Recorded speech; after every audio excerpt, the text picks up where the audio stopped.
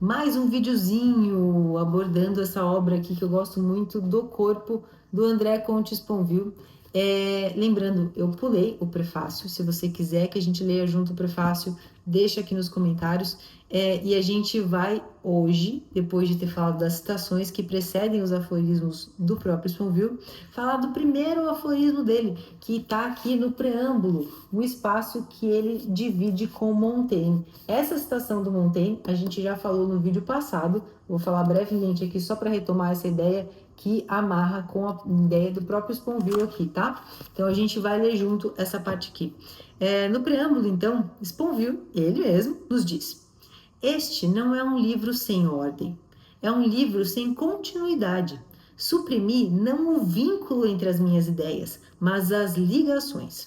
O que elas acrescentariam às ideias, senão parolagem, e para você, leitor, senão o tédio?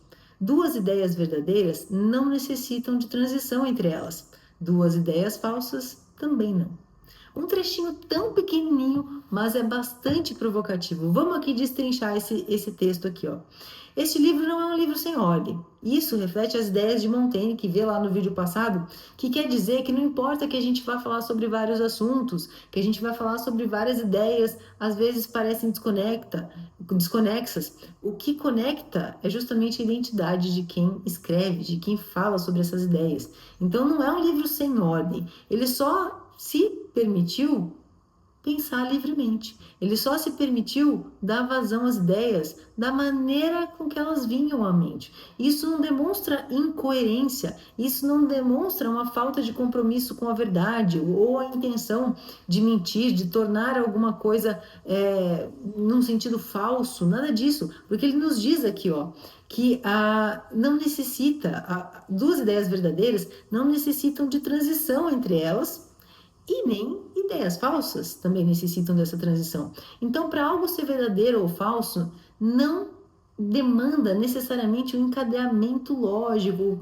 Isso é muito provocativo, porque faz a gente pensar que muitas vezes a gente toma alguma coisa como verdadeira, sendo falsa, e vice-versa. Sendo falsa, sendo que ela é verdadeira, simplesmente pela capacidade argumentativa do narrador, do escritor. Isso é até um ponto de atenção para a gente. E ele fala, e ele termina esse trecho dizendo isso, porque afinal de contas, ele não queria deixar algo entediante para o leitor, então ele queria dar essa dinâmica, ele fala aqui, né, para que não ia tentar encadear as ideias que vieram a ele de uma forma muito livre, ia deixar uma obra entediante, porque vieram a ele dessa forma, em trechos, em aforismos, em textos curtinhos. Então ele quis colocar dessa forma. Se ele tentasse encadear, ia ficar algo muito longo, muito entediante para o leitor e não ia acrescentar em nada, não ia colaborar para ser uma verdade ou menos verdade, mais ou menos falsidade. Ele diz que é só uma parolagem, ou seja, só conversa fiada, tentar ficar conectando ideias que vieram a ele de uma forma muito livre.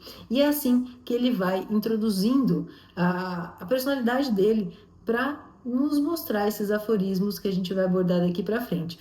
Então, já introduzindo isso, a gente já pode esperar um pensamento muito livre, um pensamento com várias provocações, e a gente vai trazer algumas delas aqui, porque a gente poderia falar sobre cada um desses aforismos longamente, e não é a ideia desses vídeos. A ideia é ser um pouquinho mais curto, e a gente vai falar, então, sobre cada um desses aforismos em cada um desses videozinhos. Eu te espero no próximo.